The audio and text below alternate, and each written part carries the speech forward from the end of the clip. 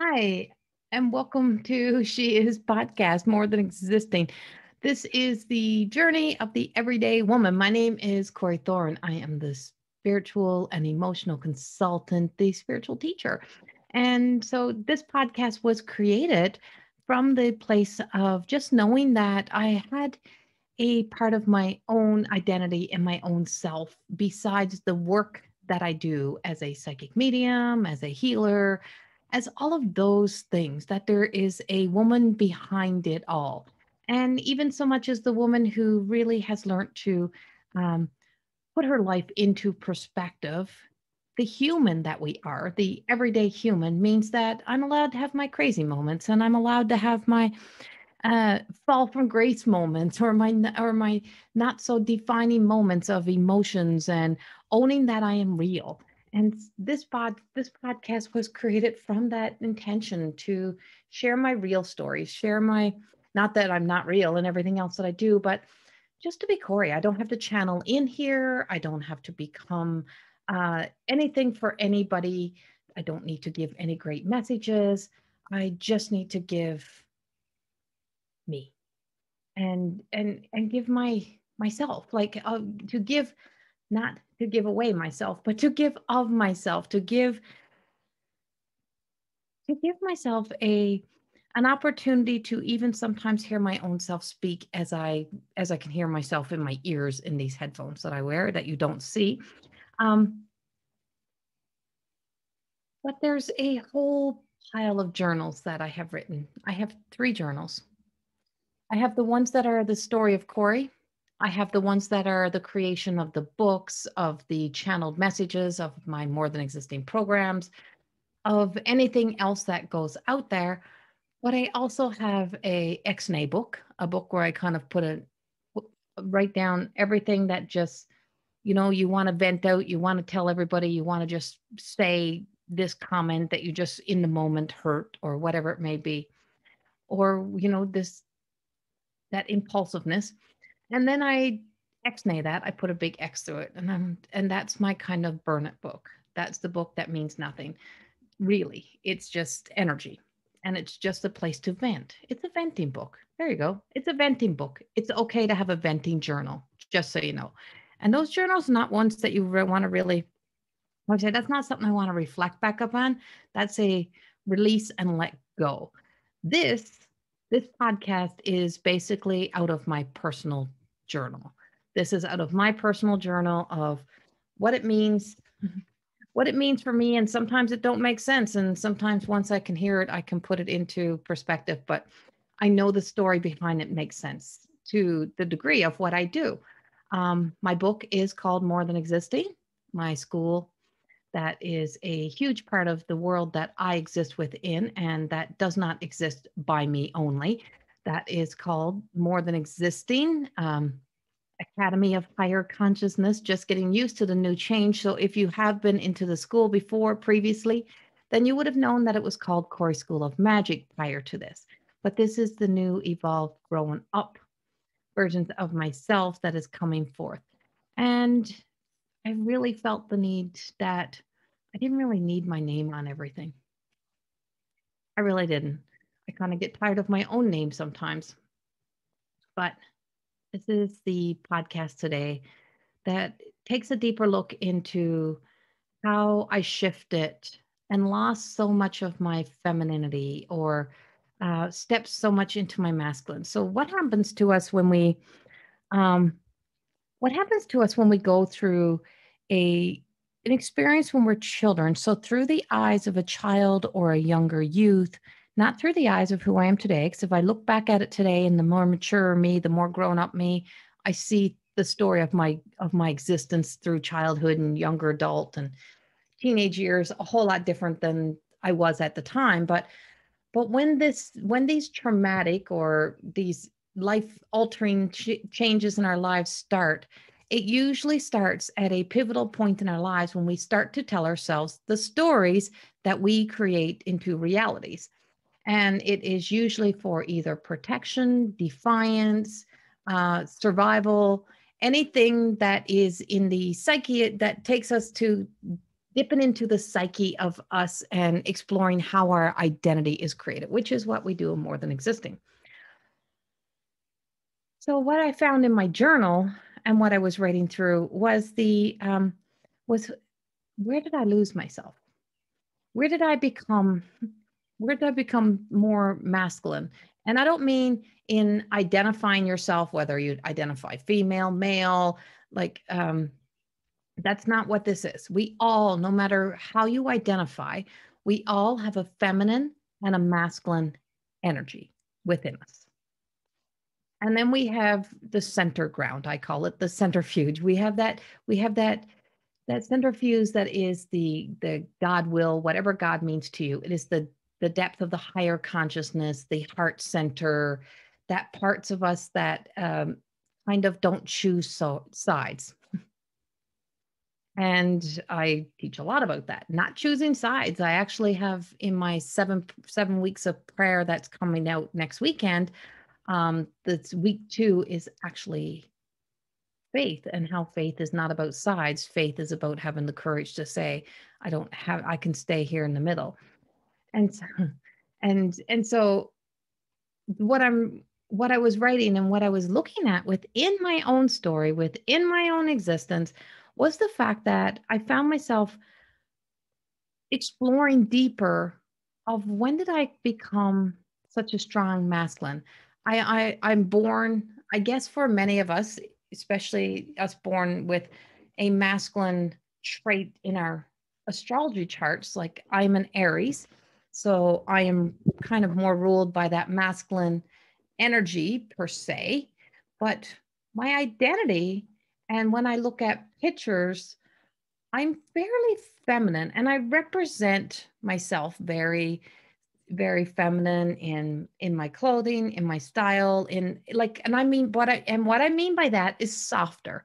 Like I love the softness to my hair, to those type of things, but and to my makeup, like there's just something of a softer softness to me that really I started to notice, that really started to call out how I would always say I am way more masculine energy than I am female. So the way I wrote it in my book was I'm way more male than I am. Like I love being hanging out with men. I love being in groups with men, and I, I'm much more comfortable around men and da da da. And I would always tell these stories. And I'm like, it's like I guess I was a bit of a daddy's girl and so on and so on. It all just played out into a big ass story.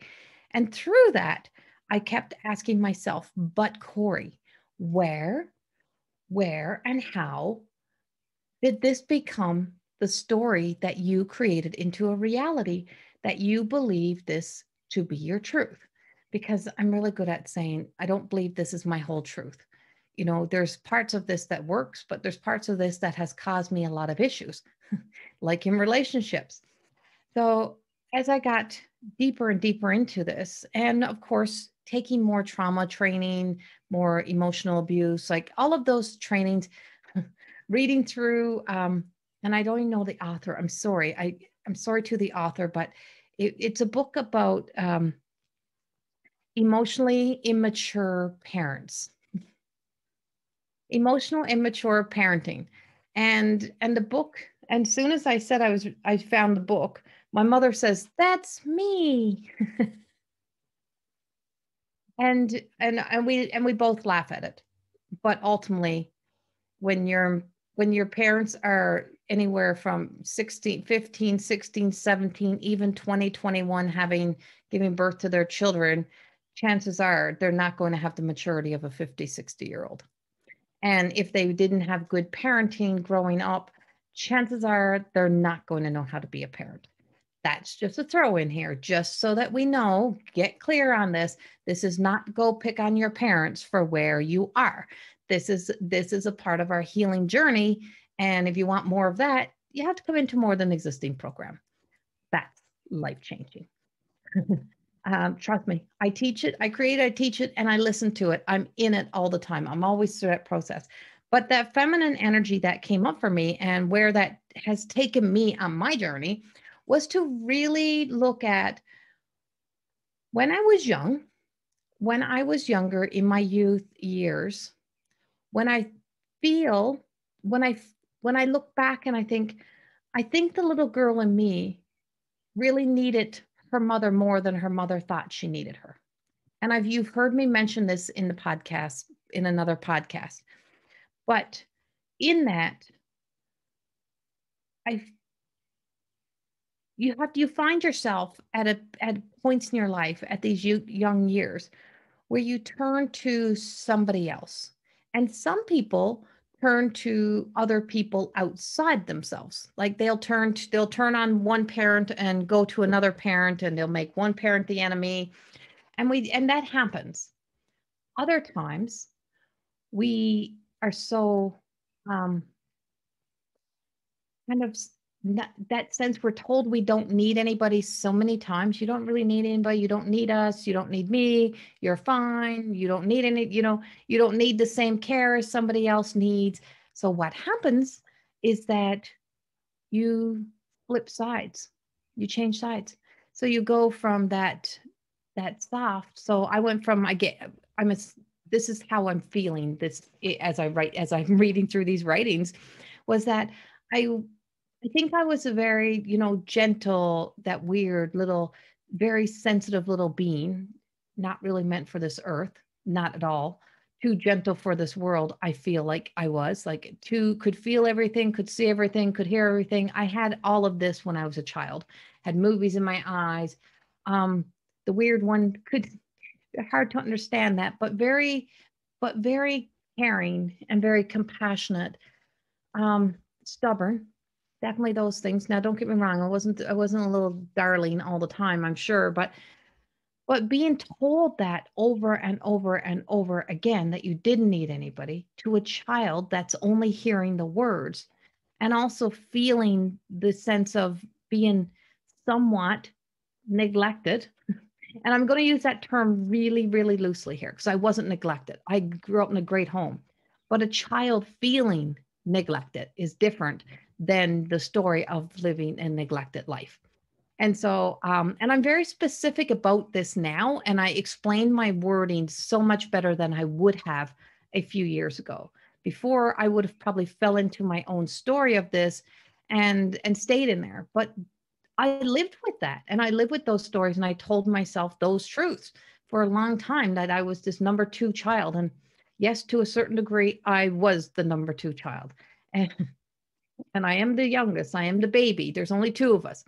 But being told over and over to go to yourself, to like, you don't need anybody, you can do this on your own. Well, you flip sides. You switch from either you were more dominant, possibly in that masculine, or you were more dominant in the female, or you were really in the middle road, and then you just kind of got exhausted and tired. I think I was in that kind of combination of my feminine and really much being in that middle road, but I fell totally to the masculine.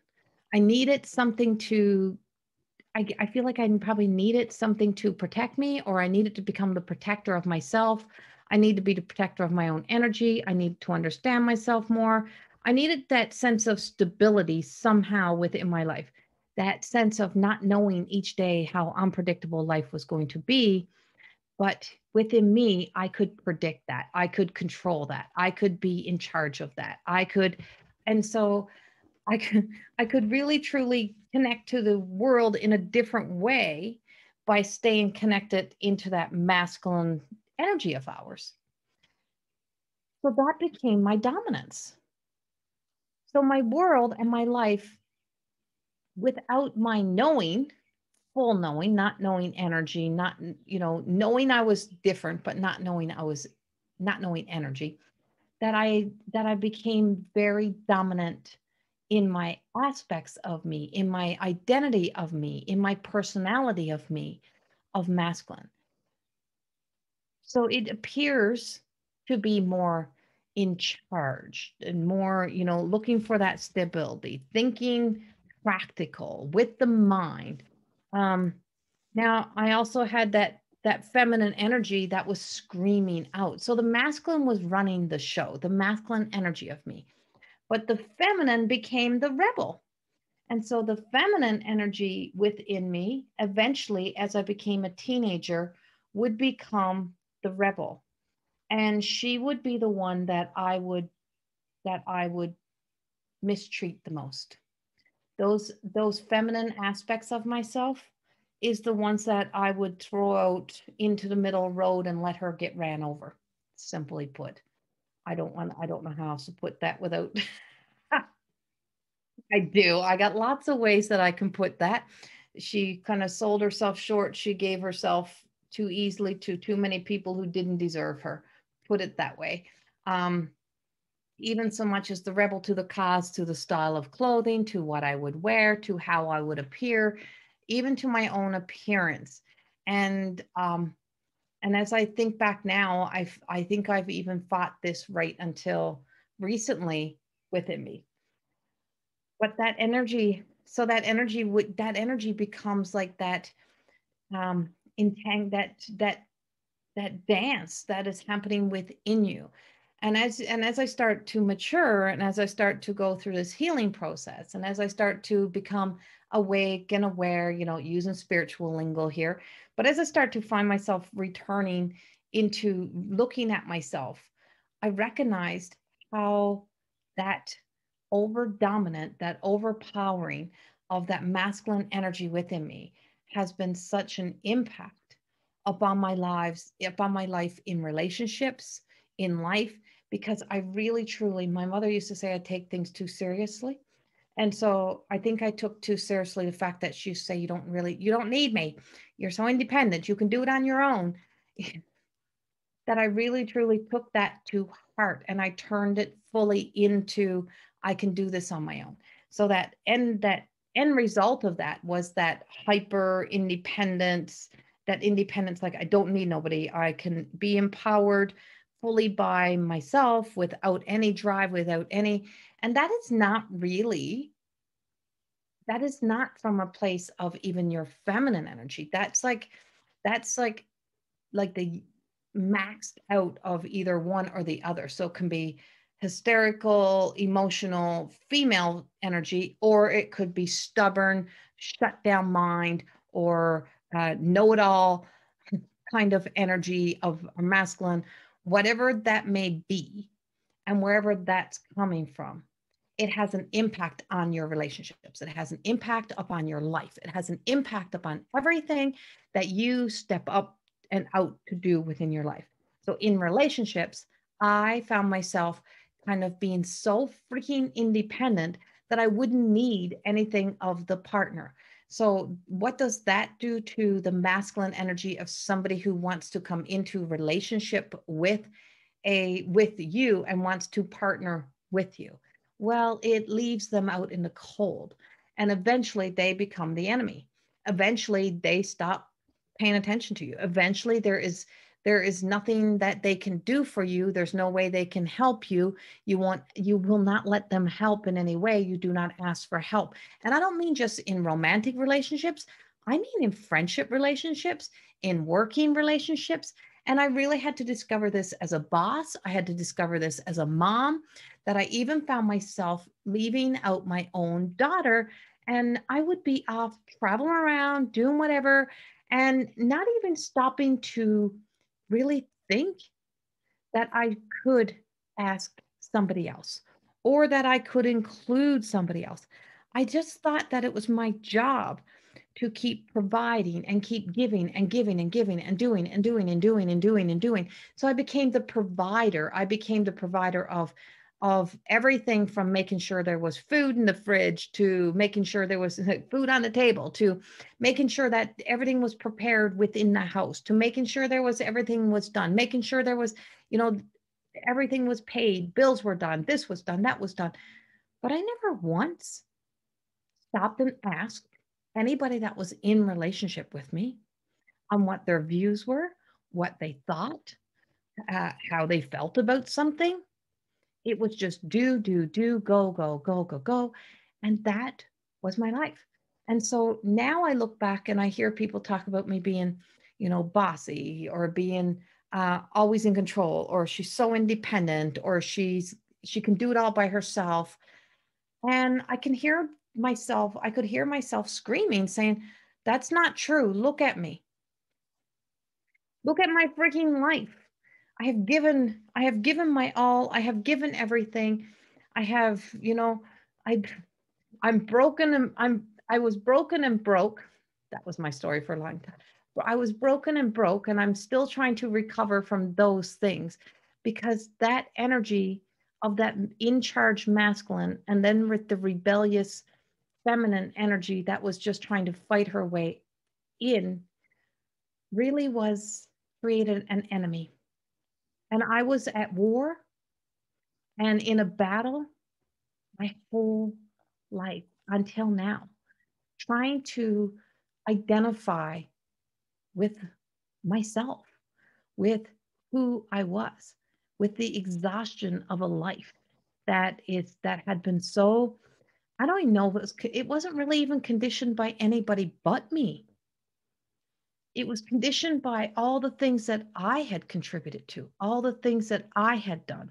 And now as I look back and I look at my life now and I'm like, okay, so now I'm a little bit more emotional. And now my softness matches my softness. Now my in charge energy, which is, my well balanced masculine energy is starting to align, and my feminine is starting to align. And I can see the areas of my life where I am improving in relationships, and communication is one of them. And it's so important. So if you're really truly um, wondering what it is that provokes and triggers other people in your relationships. When you're looking at your relationship, I don't know why they never understand me. I don't know why I got to ask 1,000 times. I don't know why this is happening. Well, there's many reasons why people stop listening, stop responding, stop being connected. And part of it is to do with our own energy and the story that we exist within. Because the unhealed feminine energy within me, that one that could be very unpredictable, could be very in the moment, could be very spontaneous, was also very impulsive, based on the primal fight or fight or flight, the fear based, the being so super hyper independent, which is a fearful base because you feel as if you have been alone.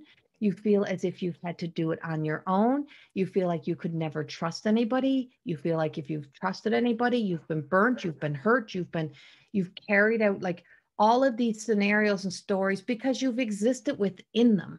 They have happened. But what is our contributing role to some of them? Is it because people get so frustrated with us? Is it because we piss people off? What is it that happens? But also knowing now, this doesn't discount the bad behavior of other people. Don't get me wrong.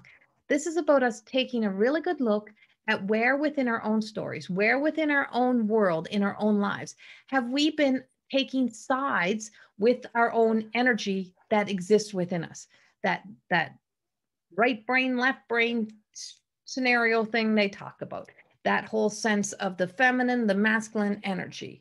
And what happens when we just let it all go? What happens when we find that happy balance? Well, we come home to us. And that's where I'm living. Well, I can't say every day, but that's where I 80-20 rule. 80-20 rule. I am existing more in that center, in that place of being centered, grounded, rooted.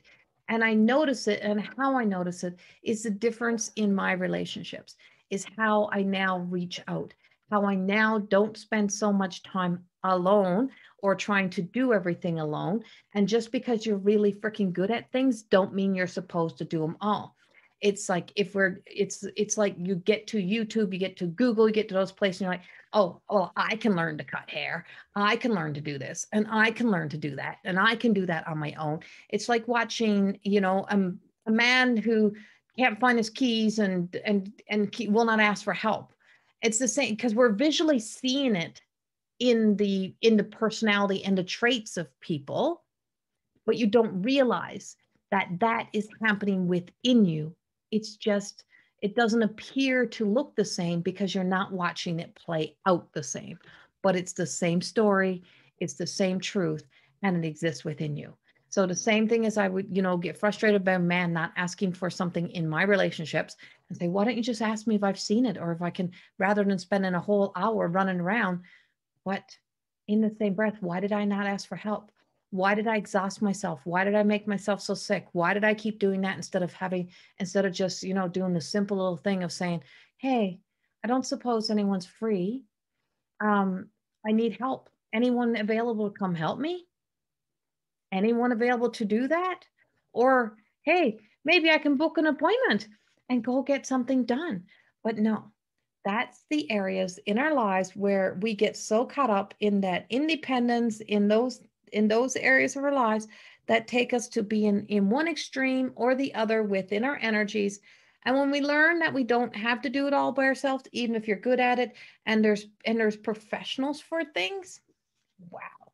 And where this is coming up for me the biggest right now is in watching and experiencing a whole world that is trying to tell us that they're healing and they're doing all their own healing because you don't need any help to heal. Apparently all this professional help out there is not near as good as you doing it all by yourself. And that's bullcrap. Because trust me, I've tried to do it all by myself pretty much a good portion of my life.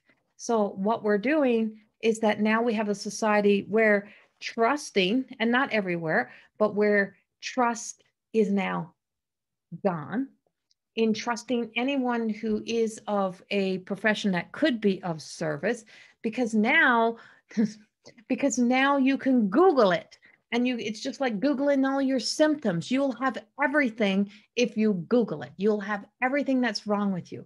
A professional spends time doing what they do for a reason. So when I first became a professional in my industry in doing what I do, the first thing that I did was take everything that I had learned, everything that was supposed to be for me to do my healing work, and I gave it all away. I gave it all away because my job was to provide for everyone else. My job was to give to everyone else because that's how I always was. And so you don't realize how deeply seated the conditioning is until you make a choice to choose to actually reach out and reach up and to learn to sit in this and to know that the world is not about becoming a know-it-all, a do-it-all myself, to not need that. It is about learning to ask for help. It is not becoming a collective mind that we all think alike, we all act alike, we all become alike.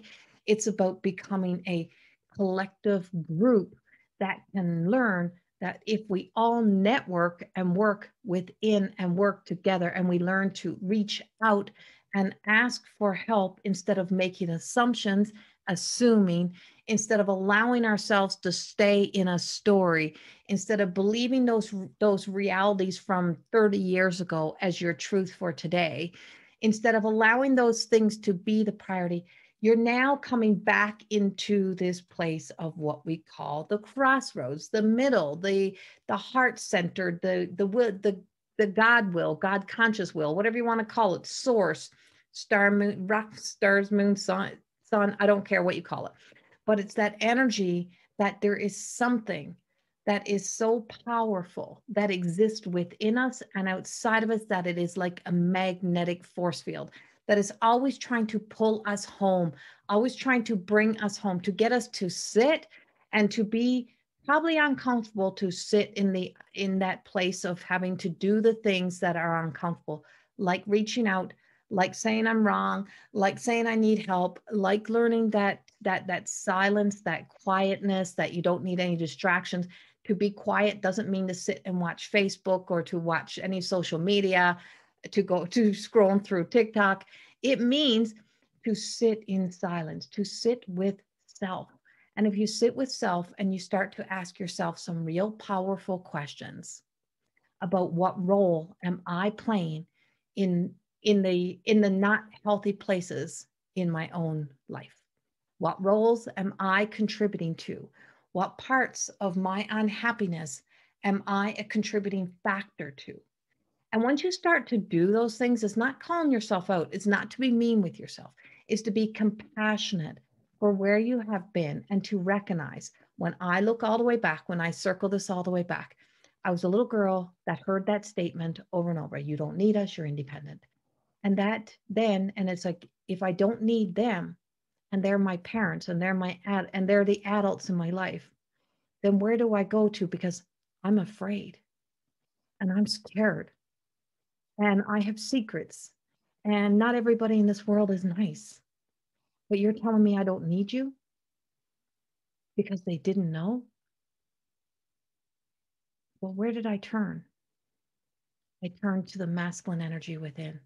I became a warrior, like a super strong protector.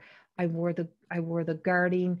I wore everything. I wasn't going to let myself become hurt to be harmed by anyone else. I wasn't going to depend on anyone else. I was not going to have to ask anybody what they think I should do with my life or how my life should go. I didn't need anyone's perspective. I didn't need anyone's. All I did was I just kept going and I kept doing and I kept providing and I kept giving. But I never opened up to receiving. And if you look at the predominant stories and scenarios of most energy of my time, I'm 50, back in my time and the parents, is that it was the story, the dad was always out giving, the dad was the more and less like often the one who was out working, and I was a single mom, so my story became different. And so that journey though was that dad was never receiving anything. He'd bring home the paycheck, he'd give the money, you do whatever, and you just go again. You just drop everything off and you go again. But on the other side of that, there was a lack of things that were missing in those relationships. Well, that's where that became my internal relationships that I was having with the husband, the wife, the masculine, the feminine, all of that. I became it all. So I became a do it all. I could do it all. I could make it all happen. I could be in control of everything. I could do it all. But in the meantime, I also could be really great at creating an enemy within, to be exhausted, to be wore out, to be trying to be both of everything for everybody really truly does exhaust you.